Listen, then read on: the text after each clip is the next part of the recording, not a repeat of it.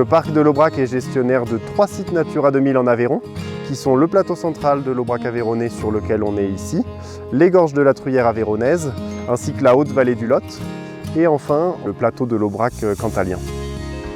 La MAEC, c'est une mesure agro-environnementale et climatique, donc c'est un soutien financier aux agriculteurs qui leur demande en contrepartie de respecter un cahier des charges adapté à la parcelle.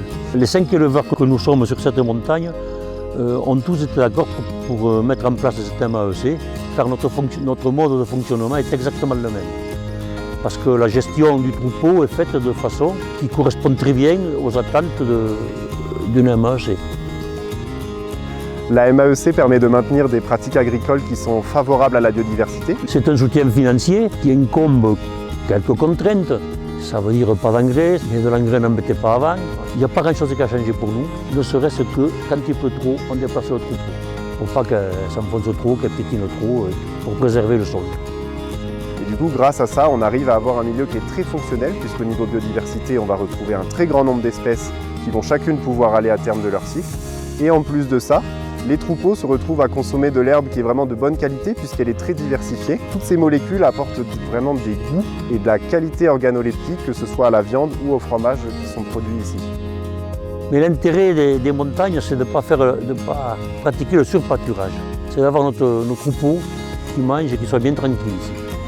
Et le maintien de pratiques agricoles extensives comme c'est le cas ici, ça permet également d'avoir de la floraison qui est étalée tout au long de la saison et du coup d'offrir une ressource à des pollinisateurs qui vont avoir en permanence accès à du pollen, à du nectar, et ça va favoriser aussi une diversité d'insectes au niveau de la parcelle.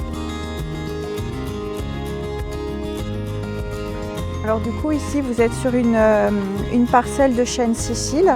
Et j'ai voulu vous la montrer, cette parcelle-ci, parce qu'elle pourrait correspondre justement à ce qu'on appelle les îlots de sénescence. Il s'agit en fait de garder les forêts sans y toucher du tout. Et il est même possible pour les propriétaires forestiers qui le souhaitent de signer donc, des contrats par lesquels ils s'engagent à maintenir des îlots de sénescence sur une durée de 30 ans. En contrepartie de quoi, il y a donc des indemnisations possibles. Sur les gorges de la Truyère Natura 2000, c'est le PNR qui porte ces contrats.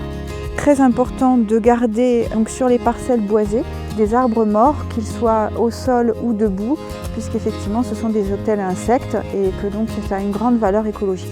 On est vraiment dans le cœur de notre métier, qui est à la fois d'encourager les pratiques agricoles qui sont favorables à la biodiversité et de protéger en même temps tout un certain nombre d'espèces qui sont liées à ces milieux.